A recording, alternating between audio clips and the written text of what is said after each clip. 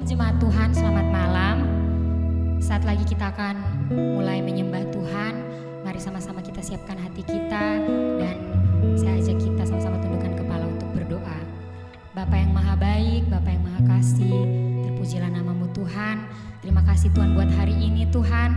Kau sudah menjaga kami sepanjang hari. Tiba saatnya kami Tuhan untuk memuliakan nama-Mu Tuhan. Biarlah kami Tuhan boleh memuliakan Engkau dengan sungguh-sungguh Tuhan. Apa yang kami pujikan, apa yang kami sembah Tuhan boleh layak sampai ke hadirat-Mu Tuhan. Terima kasih Yesus, terima kasih Tuhan. Kami hendak memulai Tuhan hanya di dalam nama Yesus Kristus. Haleluya, amin.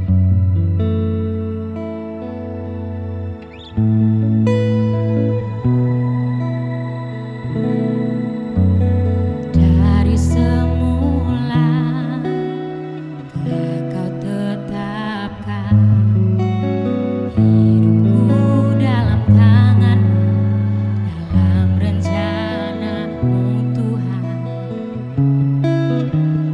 Rencana indah telah Kau siapkan bagi masa depanku yang penuh harapan. Sebuah baik, apa yang telah Kau perbuat di dalam hidupku. Sebuah baik, sungguh teramat baik. Kau jadikan hidupku berarti.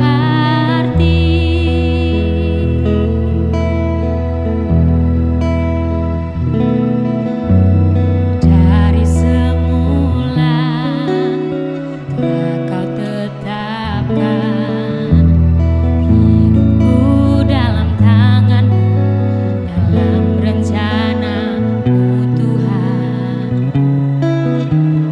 Rencana indah telah Kau siapkan bagi masa depanku yang penuh harapan. Sebuah baik,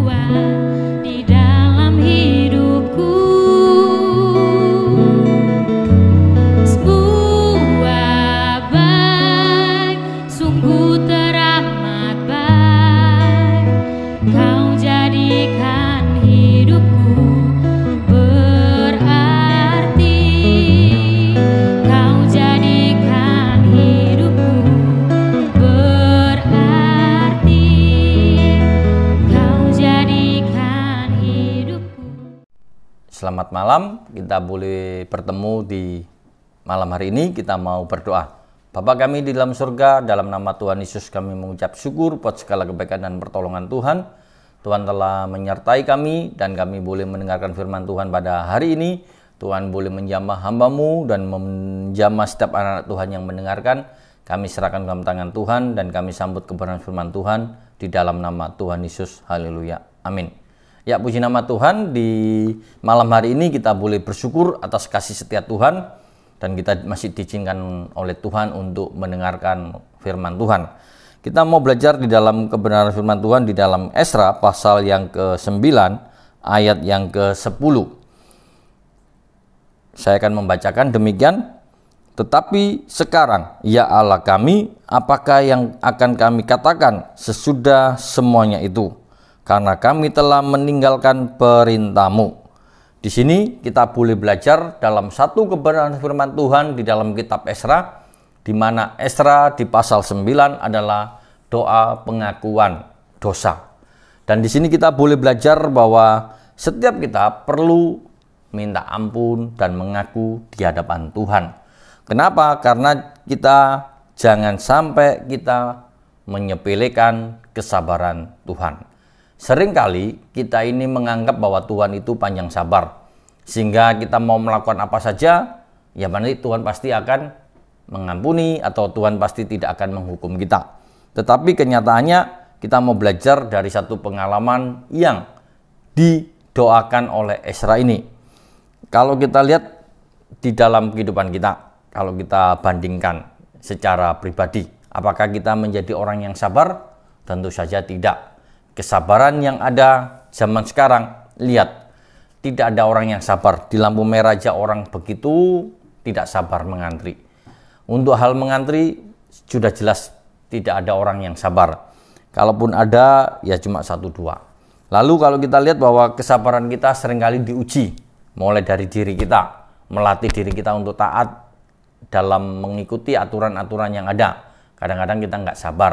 Atau di dalam keluarga kita, kesabaran kita bisa diuji melalui anak kita atau melalui pasangan kita yang seringkali mengubah kesabaran kita.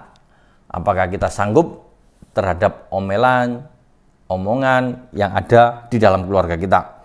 Cukup sabarkah kita menghadapi teman-teman kita yang ada di kantor?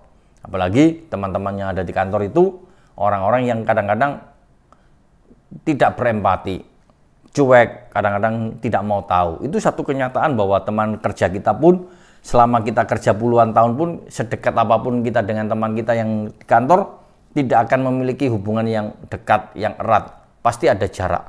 Dan itu memang terjadi di dalam kehidupan kita. Atau sabarkah kita di dalam kita melayani Tuhan? Pelayanan-pelayanan yang sudah Tuhan berikan kepada kita, apakah kita sabar? Terkadang kita lari dari pelayanan. Kadang kita tidak setia terhadap pelayanan yang Tuhan berikan kepada kita. Karena itu kita bisa melihat sejauh mana kesabaran kita menanti jawaban Tuhan. Kita sudah berkali-kali berdoa sama Tuhan, Tuhan tidak menjawab. Kalau kita mau teliti bahwa ketika kita sudah berdoa berapa kali, lalu kita tidak dijawab, ya kita harus sadar diri bahwa kita tidak dijawab oleh Tuhan.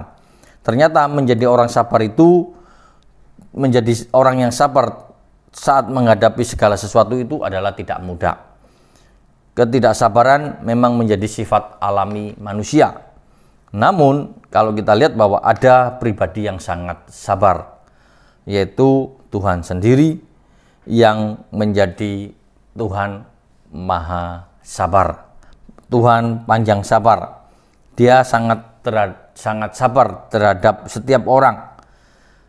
Seberapapun orang itu menyimpang dari firman-Nya dan memberontak kepada Tuhan, apabila ia sadar datang kepadanya dan merendahkan diri di hadapan Tuhan, dan disitulah kita bisa melihat bahwa Tuhan menyambut dia dengan penuh kasih sayang.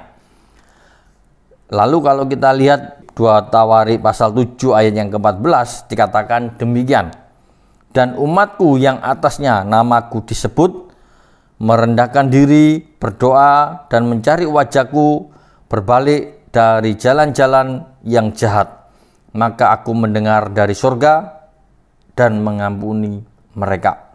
Ini adalah satu doa yang disampaikan. Ditulis di dalam 2 Tawarik, satu ungkapan bahwa Tuhan memang benar. Setiap kita yang mengaku di hadapan Tuhan segala dosa kita, maka Tuhan itu akan mengampuni mereka. Begitu pula ketika bangsa Israel mulai sadar dari ketidaksetiaan mereka mengakui dosa-dosanya. Ezra pun sebagai seorang pemimpin rohani, dia mempunyai sikap yang luar biasa. Ezra sambil berdoa demikian, "Ya Allah, aku malu dan mendapat cela sehingga tidak berani menegakkan mukaku kepadamu, ya Allahku. Karena dosa kami telah menumpuk mengatasi kepala kami dan kesalahan kami telah membumbung ke langit." Ezra 9 ayat yang ke-6. Kita bisa melihat bahwa pada zaman Ezra memang adalah zaman bangsa Israel hidup di dalam pembuangan. Mereka hidup di dalam satu masa yang tidak mengenakan. Di masa-masa yang tidak mengenakan, Tuhan masih memilih seorang hamba Tuhan yang bernama Ezra, seorang ahli Taurat, seorang imam, seorang yang menguasai tentang hal-hal rohani. Di sini kita bisa melihat bahwa apa yang dilakukan oleh umat Tuhan di pembuangan sungguh sangat memalukan. Dia melakukan dosa yang begitu besar sehingga Ezra sebagai seorang pemimpin rohani berdoa kepada Tuhan minta ampun. Ini adalah gambaran seorang pemimpin yang tahu keberadaannya. Jangan sampai kita ini sebagai seorang pemimpin rohani sudah diingatkan, sudah banyak orang yang memberikan pesan, nasihat terhadap kita, namun kita abaikan. Tetapi Ezra tidak, adalah seorang pemimpin rohani yang tahu bahwa Tuhan itu memang panjang sabar, tetapi Ezra tidak mau ketika Allah itu murka dan menghukum bangsa Yahudi. Karena bangsa Yahudi sudah tahu bagaimana dia hidup di dalam pembuangan adalah satu penderitaan yang tidak mengenakan. Dan di sini Ezra berdoa dan minta ampun. Satu doa yang sungguh-sungguh dinaikkan sebagai seorang pemimpin rohani supaya Tuhan tidak menghukum umatnya. Berkali-kali bangsa Israel memberontak, berkali-kali pula dia menyatakan penyesalannya. Namun Tuhan tetap menunjukkan kasih dan kesabarannya. Seringkali kesabaran Tuhan kita sepelekan. Seringkali kita berjanji di dalam mulut kita untuk tidak mengulangi, namun pada kenyataannya kita melanggar apa yang kita katakan. Tuhan kan sabar dan penuh kasih. Aku berbuat dosa, tidak mengapa, nanti toh aku minta ampun di hadapan Tuhan. Ini seringkali yang kita ungkapkan di dalam hati kita. Kita merasa bahwa kita bisa menggampangkan, Tuhan itu bisa kita gampangkan dalam arti ya sudah nanti saya minta ampun, pasti nanti Tuhan yang mengampuni. Nah, ini adalah hasutan iblis supaya kita mau hidup dalam kompromi dosa. Ini adalah hasutan iblis supaya kita hidup selalu di dalam dosa. Ini adalah rencana iblis untuk membuat kita untuk tidak bisa maju. Ketika kita hidup di dalam dosa, tentu saja kita tidak akan bisa maju, berkembang, dan mempermuliakan nama Tuhan. Tentu saja hidup kita selalu berputar-putar pada dosa, sehingga mengakibatkan kita menjadi orang yang tidak pernah baik keadaan kita. Karena itu kita sebagai anak-anak Tuhan mau memiliki prinsip di dalam hidup kita. Janganlah kita menganggap kesabaran Tuhan, kita lalu menganggap bahwa Tuhan itu lalai untuk menepati janjinya. Sekalipun ada orang yang menganggap itu sebagai kelalaian, tetapi tidak. Sebab ia sangat sabar terhadap kita sebagai anak-anak Tuhan. Seperti Tuhan sayang terhadap bangsa Israel. Terhadap kita, Tuhan juga sayang. Karena itu janganlah menghendaki, jangan ada yang menghendaki yang binasa, supaya semua orang itu berbalik dan bertobat. Tuhan menginginkan satu kesempatan buat kita untuk bertobat. Kesetiaan Tuhan, kesabaran Tuhan sudah kita pernah baca di dalam Lukas pasal yang ke-15. Seperti seorang bapak yang menyambut anaknya, meskipun anaknya berbuat dosa, kasih Tuhan tetap terbuka untuk kita. Karena itu kita mau belajar apa yang dilakukan oleh Ezra di dalam Ezra 9. Dia mengaku dosa di hadapan Tuhan atas dosa-dosa orang-orang Israel. Dia mau berdoa kepada Tuhan. Karena Ezra tahu bahwa Tuhan yang begitu sabar terhadap bangsa Israel pada masa lampau begitu sabar. Tetapi ketika Tuhan menghukum, lihat hukuman Tuhan sungguh sangat dahsyat. Orang yang tidak taat kepada Musa dan Allah pada waktu itu ditelan bumi hidup-hidup. Satu gambaran bahwa ketika Tuhan bertindak sungguh sangat luar biasa. Ketika Tuhan bertindak, Tuhan menghukum bangsa Mesir sedemikian rupa. Bangsa Mesir bisa hancur dalam waktu diberi 10 tulah. Hukuman Tuhan sungguh sangat luar biasa. Ketika bangsa Israel bersungut-sungut membuat Tuhan marah, saat itu juga banyak orang yang mati. Ketika Ezra melihat peristiwa seperti ini, dia tahu ketika dia meneliti Alkitab. Karena itu dia minta ampun kepada Tuhan. Biarlah hukuman Tuhan itu jangan sampai jatuh di dalam kehidupan umat Israel yang dipimpinnya. Demikian juga kita sebagai anak Tuhan. Janganlah kita menganggap Tuhan itu sabar lalu kita berbuat seenaknya sendiri. Kita diingatkan untuk menjadi pribadi-pribadi yang takut akan Tuhan, di mana kita mau berdoa dan minta ampun kepada Tuhan, di mana kita mau melihat bahwa jangan sampai kita meninggalkan Tuhan. Jangan sampai kita meninggalkan perintah-perintah Tuhan yang terkadang menurut kita itu sepele, namun yang pasti Tuhan tidak pernah membiarkan kita hidup di dalam keadaan berdosa. Tuhan ingin kita sebagai anak-anak Tuhan untuk senantiasa memperoleh keselamatan yang Tuhan berikan. Di sini kita bisa melihat bahwa ketika kita membawa dosa, kita tidak bisa bertemu dengan Tuhan.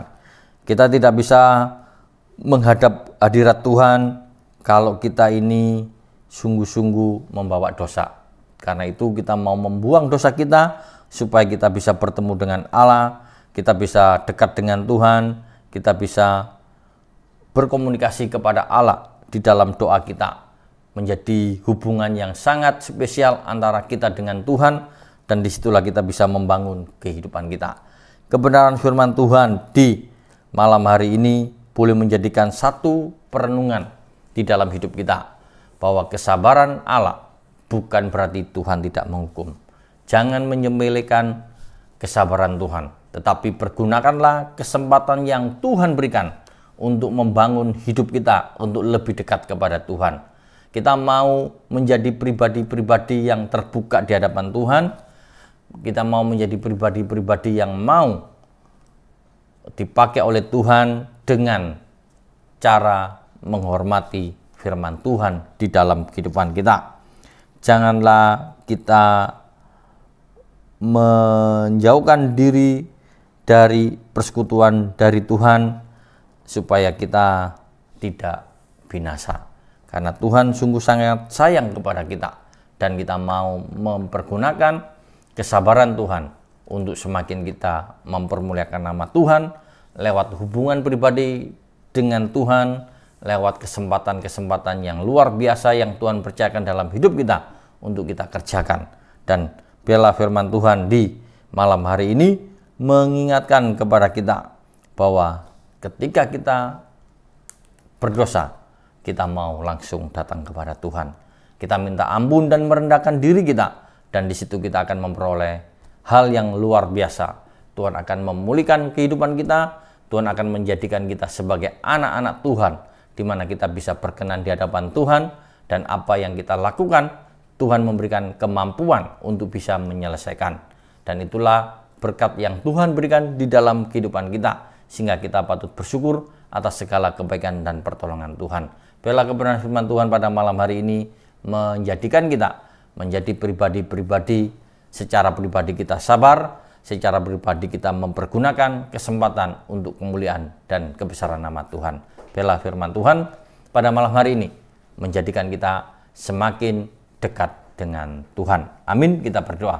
Bapa kami di dalam surga, di dalam nama Tuhan Yesus, kami mengucap syukur buat kasih setia Tuhan di dalam kehidupan kami. Terima kasih buat kebenaran firman Tuhan di malam hari ini. Tuhan mengingatkan kepada kami, janganlah kami menyepelekan kesabaran Tuhan di dalam hidup kami, melainkan kami selalu mau bersekutu dengan Tuhan, memuliakan nama-Mu dengan kesempatan-kesempatan yang Tuhan beri. Tuhan memberkati setiap anak-anak Tuhan yang mendengarkan kebenaran firman Tuhan. Tuhan memberkati dalam setiap kehidupan mereka pribadi lepas pribadi, apapun yang saat ini mereka hadapi. Di dalam nama Tuhan Yesus, Tuhan jamah, Tuhan sembuhkan, Tuhan memberikan kemenangan, Tuhan memberikan pertolongan, dan Tuhan memberikan kekuatan di dalam setiap kehidupan kami. Di dalam nama Tuhan Yesus Kristus, kami berdoa dan mengucap syukur. Haleluya. Amin.